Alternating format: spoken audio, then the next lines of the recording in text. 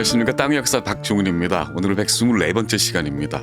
오늘은 비석 이야기를 보겠습니다. 그 비석 속에 숨어있는 정치 이야기, 그 중에서도 조선 후기 정치를 좌지우지했던 노론 정치 이야기입니다. 제목은 텅 빈 비석 속에 추잡한 정치인들이 보인다.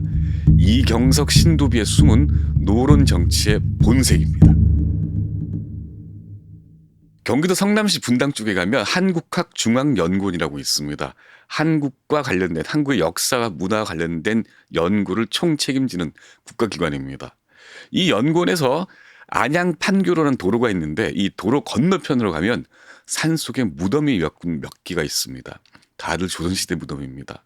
그 가운데 이경석 선생 묘라는 표지판을 따라가면 왼쪽에 작은 공터가 있습니다. 그 옆 언덕에 비석이 보입니다. 이 무덤 주인인 이경석의 신도비입니다. 신도비는 정이품 이상 벼슬을 지낸 사람, 죽은 사람을 기리는 비석입니다. 그 행적이 세사에 기록이 되어 있죠. 이 언덕에는 그런데 신도비가 두 개 있습니다. 하나는 1754년 영조 30년에 세운 원래 신도비고, 하나는 1979년에 다시 세운 비석입니다. 그런데 보다시피 옛날 원래 신도비는 글자가 다 깎여나가 있습니다. 이런 글자가 보이지 않는, 혹은 글자를 새겨놓지 않은 비석을 백비라고 합니다. 이 원래 비석을 대체하는 비석을 세운 게 1979년이었습니다. 비석을 새로 세우고 나면 그 관행은 뭐냐 하면 옛날 돌은 묻어버리는 겁니다. 그런데 이 이경석이라는 사람의 후손들은 이 텅 빈 옛 비석을 버리지 않고 이 새 비석과 함께 세워놨습니다. 관행을 크게 어긋난 거죠. 틀림없이 사연이 있는 겁니다. 사리 사욕을 신념이라고 포장해서 정적을 압살하는 데 써먹었던 조선 후기 정치판 이야기가 숨어 있습니다. 서기 1637년 음력 11월 27일입니다. 그러니까 양력으로 해를 넘긴 1638년이죠. 당시에 예문관 부제학이라는 벼슬을 가지고 있던 이경석이 글을 적어내립니다. 글이 이렇게 시작합니다. 대청 숭덕 원년 겨울 12월에 관원 인성 황제께서 진노하여 군대를 거느리고 오셨다. 우리 임금은 두려워하기를 마치 봄날에 얼음을 밟고 햇빛을 기다리는 듯 하였다. 잠실의 석촌호수 옆에 있는 삼전도비, 대청 황제 공덕비에 시작하는 문구입니다. 이 문구를 쓴 사람이 이경석이라는 사람입니다. 밤새서 글을 끝낸 이경석이 다음날 인주 앞에 이 일을 갖다 바칩니다. 이제 때가 어느 때인지 아시겠죠? 병자호란으로 나라가 거덜이 나고 조선 제16대 국왕 인주가 청나라 황제 홍타이지에게 무릎을 꿇은 바로 그 해였습니다. 청나라 황실이 내건 전리품이 처녀조공이었죠. 우리들 환양녀라고 알고 있는 바로 그 처녀조공입니다. 그리고 또 하나가 더 있었는데 바로 이 공식 항복을 선언하는 비문을 제작하는 거였습니다. 비문을 맡은 사람이 이경석이었습니다. 이경석이 쓴 글은 청황실로 보내져서 교정을 거치고 그리고 비문으로 확정이 됩니다. 아주 훗날 이경석이 자기 형인 이경직에게 편지를 씁니다. 내가 글 쓰는 법 배운 것이 후회스럽다 라고요. 그러니까 조선 정부의 고위직으로서는 참 감내하기 어려운 글쓰기였습니다. 진노한 대청 황제국의 황제가 공략하여 우리가 항복하였다 이렇게 돼 있으니까요. 이 비석 제작은 굉장히 느렸습니다. 엄청난 전력 차이로 항복을 했음에도 불구하고 사대부들의 반감이 아주 극심했죠. 인주로부터 이경석과 함께 비문을 작성하라고 명을 받은 사람들이 있었습니다. 형조판서 이경전이라는 사람입니다. 이 사람은 내가 사람이 어리석고 실성해서 술병이 들었다 그러면서 자기는 글을 못 쓰겠다고 거부를 합니다. 판서를 지냈던 장유라는 사람은 글을 대충 써놓고 끝에다가 자기 직함 그리고 이름을 빼먹어 버렸습니다. 참고로 장유라는 사람은 나름대로 남긴 공은 많습니다만 청나라로 며느리가 끌려갔었습니다. 그 며느리가 송환이 됐습니다. 그랬더니 이 며느리하고는 조상이 함께 제사를 지낼 수 없다면서 이혼을 허락해달라고 정부에 요청했던 사람입니다. 부사 벼슬을 지냈던 조희일이라는 사람은 글을 잘 쓰니까 선택이 됐었는데 일부러 글을 졸렬하게 써서 고의로 탈락당했습니다. 신익성이라는 사람이 있었습니다. 강경 척화론자. 그러니까 김상원처럼 죽더라도 싸우자라고 했던 그런 사람이었죠. 이 사람이 비문을 돌에 새기는 각자 팀의 담당관, 감독관으로 임명이 됐습니다. 그랬더니 갑자기 멀쩡한 사람이 내가 오른팔이 마비돼서 수저를 못 든 지 반년이라면서 이 직을, 그래서 결국 비석은 1639년 11월 2년이 지난 뒤에 완성이 돼서 12월 8일 삼전도에 세워졌습니다. 건립 과정도 굉장히 더뎠고 맞득치 않은 그런 상황에서 진행이 됐죠. 그리고 정치적으로 보면 이게 조선 500년 정치사에 길이길이 남을 추악한, 아주 추악하게 짝이 없는 정쟁의 빌미가 될 줄은 아무도 몰랐습니다. 진짜 아무도 몰랐습니다. 아는 사람이 딱 한 명 있었습니다. 이경석보다 12살 어린 송시열만 알고 있었죠.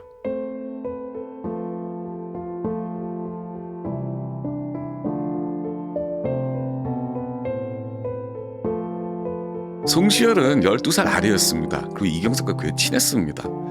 이경석은 12살 연상의 벼슬길도 먼저 올랐죠. 그런데 이경석이 이 송시열을 아꼈습니다. 틈이 날 때마다 송시열을 왕에게 추천을 해서 중용을 하라고 권했습니다. 예를 들면 이런 겁니다. 이렇게 얘기합니다. 송준길과 송시열은 학문과 품행으로 이름난 지 오래입니다. 정성을 들여서 찾고 예를 갖추어서 부른다면 분수나 의리로 보아 어찌 감이 나오지 않겠습니까? 훗날 1645년 10월 9일에 인조에게 이렇게 청을 합니다. 그러니까 송시열이라는 사람, 송준길이라는 사람, 이 사람들이 뭐 충청도 회덕, 지금 대전 사람들인데 청나라한테 그렇게 굴욕적으로 항복을 한 뒤로 벼슬길을 마다를 해버리고 초에 묻혀버렸던 사람들입니다. 그랬더니 이경석이 이 두 사람은 유능한 사람이니까, 그리고 의리와 분수를 아는 사람들이니 다시 부르면은 올라와서 높은 책임 있는 직에 임명될 것이다. 그러니 추천한다 라고 얘기했던 겁니다. 이렇게 추천을 받은 송시열은 누추한 행색으로 이경석을 찾아왔으나 이경석은 대등한 예로 대했다라고 이경석 신도비에 적혀 있습니다. 그러니까 이경석은 12살 연하지만 이 송시열, 그렇다 할 벼슬 없는 이 송시열을 극진히 동료로 대했다는 그런 뜻입니다. 자, 그 이경석이 1668년 11월 73살이 됩니다. 처녀조공이라는 아주 굴욕적이고 치욕적이고 반인륜적인 그런 조공은 어쩔 수가 없다 할지라도 명문으로 너네들이 우리한테 항복했다는 이야기를 쓰라는 굴욕적인 그 비문을 마지못해서 썼지만 잘 썼기 때문에 항복 이후에 외교관계가 물처럼 잘 흘러갔던 겁니다. 그 외교관계를 무난하게 만들어준 사람이 이경석이었죠. 그 이경석이 73살이 된 겁니다. 나라에서 파티를 열어줍니다. 괴장년이라고 합니다. 괴장은 왕이 내리는 지팡이입니다. 원로로서 대접을 해주면서 왕이 지팡이를 선물하는 겁니다. 이건 문관에게는 최고의 명예였습니다.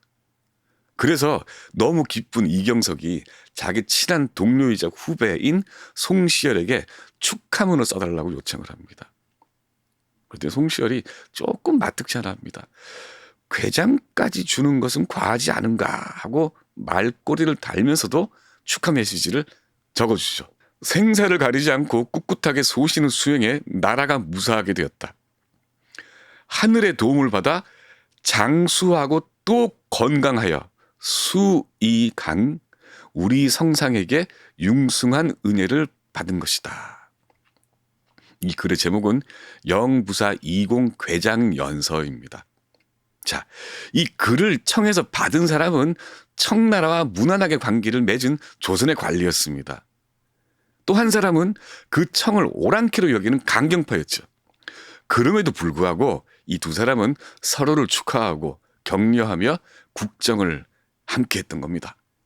이 동지의 이듬해 깨집니다.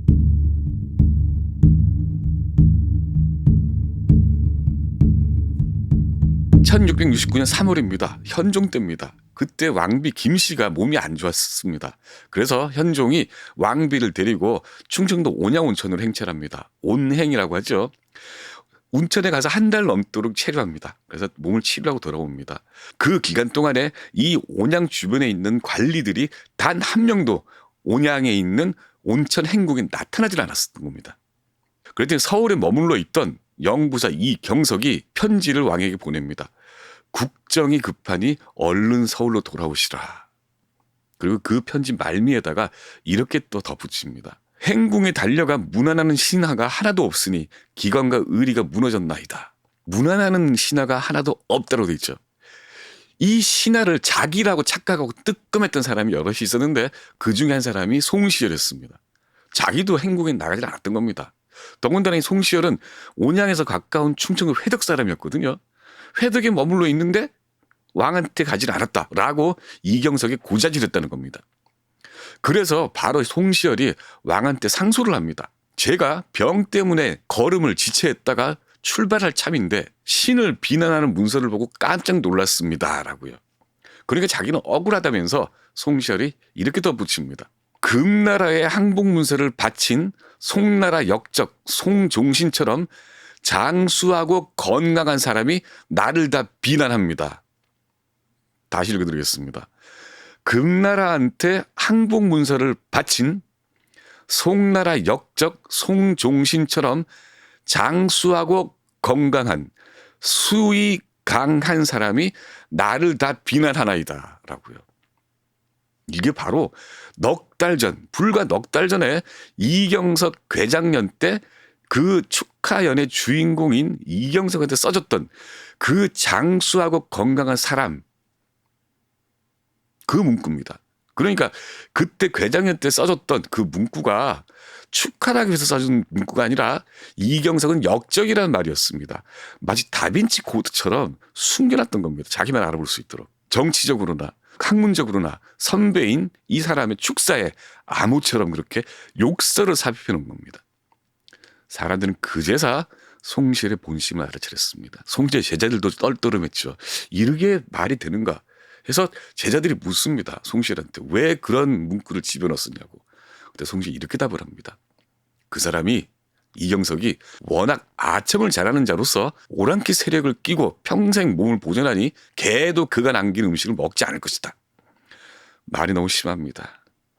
이게 송도원이라는 사람한테 보낸 편지에 나와 있는 내용입니다. 송시열은 심지어 이경석이 청나라의 사신으로 갔다가 백마산성이라서 구금이 됐었는데 구금됐다가 생환했습니다.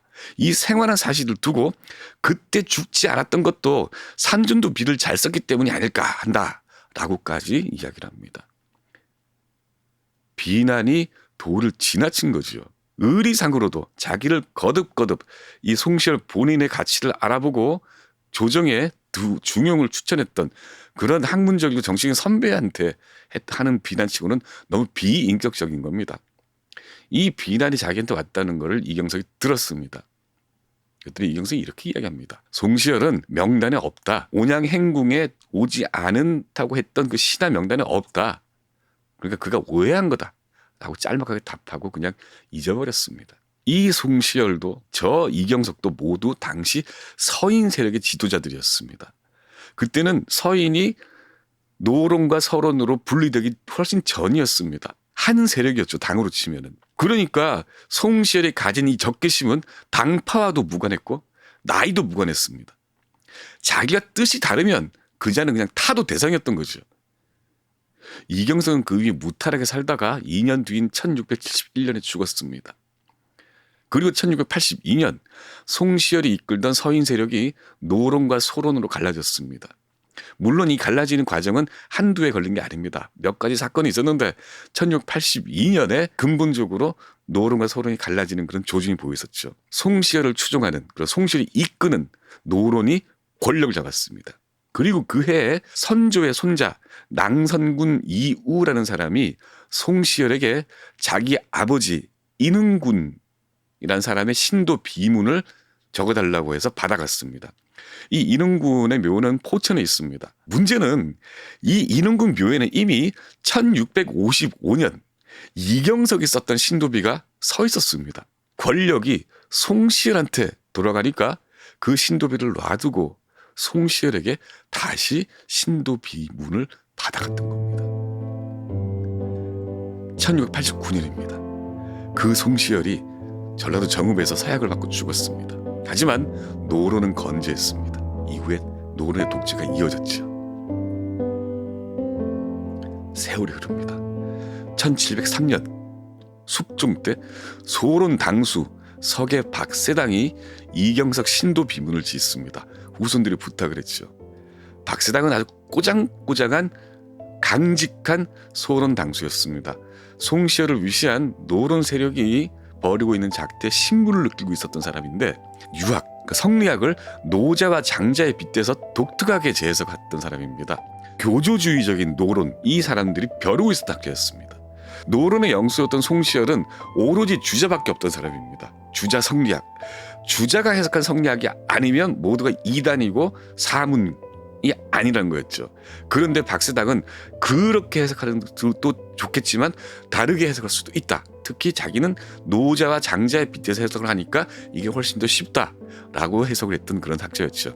그러니까 송시열을 비롯한 또 송시열의 후예들은 이 박세당을 언제나 손을 보겠다고 벼르고 있었죠. 그 박세당이 신도 비문을 짓습니다. 비문 중에 이런 게 있습니다. 노성한 사람, 연로하고 완성된 사람을 업신여기지 말라고 했으니 감히 업신여기는 사람이 있다면 상스럽지 못한 보복이 있어 갚을 것이다. 이는 하늘의 도리인데 어찌 두렵지 않겠는가? 이건 누가 봐도 이경석을 비난한 송시열을 두고 한 말입니다. 그 비문이 이렇게 끝납니다. 거짓됨과 방자함과 허망함으로 세상에 유명해진 자가 있다. 올빼미와 봉황은 애당초 다른 새들인데 올빼미가 봉황에게 화를 내고 꾸짖는다. 선하지 않은 자가 군자를 미워했으니 군자에게 그게 무슨 의미 되겠는가? 이경석도 죽고 송시열도 죽었습니다. 하지만 오랑캐 빌어먹은 놈이라는 이경석에 대한 비난은 그 이후에 노론 독재 시대에도 펄펄 살아있었습니다. 붙어먹었다라는 비난의 시작은 송시열이었고요. 박세당은 그 세태를 비웃은 겁니다. 그런데 사문난적 비난의 시대였습니다. 글귀 하나를 핑계 삼아서 정적의 목을 날려버리는 노론 독재 시대였습니다. 실록에 이렇게 적혀 있습니다. 홍계적 등 노론들이 청하기를 박세당이 주자의 학설과 어긋나고 다름이 있으며 이경석 비문에 송시열을 침범해 욕한 말이 있나이다. 글은 거두어 물과 불 속에 던져버리고 박세당은 성인을 헐뜯고 현인을 업신여기는 죄로 다뤄주소서. 종은 사문, 그러니까 아름다운 글, 성리학에 관계되는 일이다. 결코 박세당을 그냥 놔두기 어렵다면서 저 비문과 책들은 모두 불에 던져버리고 박세당 귀양을 보냅니다. 언젠가 정의가 이긴다라는 말은 부질없고 덧없는 이야기입니다. 만약 그렇다면 우리가 역사를 왜 공부하겠습니까? 왜 정의가 졌는지, 왜 악이 득세했는지 그걸 연구를 하기 위해서 역사를 공부하는 겁니다. 그때는 그랬습니다. 논리적으로든 이성적으로든 옳은 사람이 정치적인 세력에 밀려서 악으로 매도당하던 그런 시대였습니다. 실질적으로 박세당은 정치적으로 사망 선고를 받고 그가 썼던 모든 저서들은 사라지고 말았습니다. 정적에 대한 비난과 맞비난이 누대에 걸쳐서 겹치더니 결국 또다시 사문난적이라는 이 프레임에 정치가 갇히고 만 겁니다.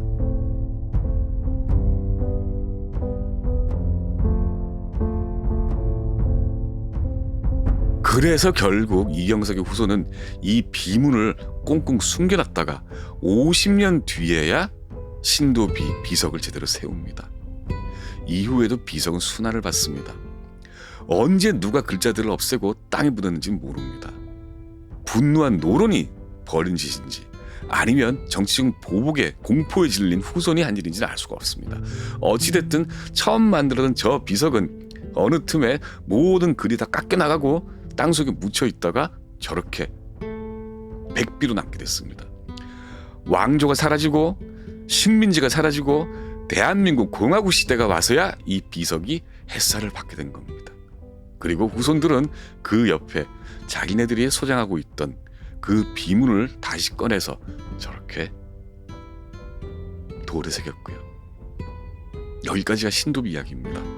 그리고 정치 이야기입니다. 17세기 정치 이야기입니다. 지금 21세기는 어떨까요? 왕국이 공화국으로 바뀌었습니다. 정치는 어떻습니까? 이 이야기를 듣고 보고 계시는 여러분들께서 더 잘 알 겁니다. 어쩌면 지금도 어딘가에서 누군가가 받아놓은 비문이 땅속에 파묻혀서 어둠 속에서 숨을 쉬고 있는지도 모릅니다. 박종인의 땅의 역사입니다.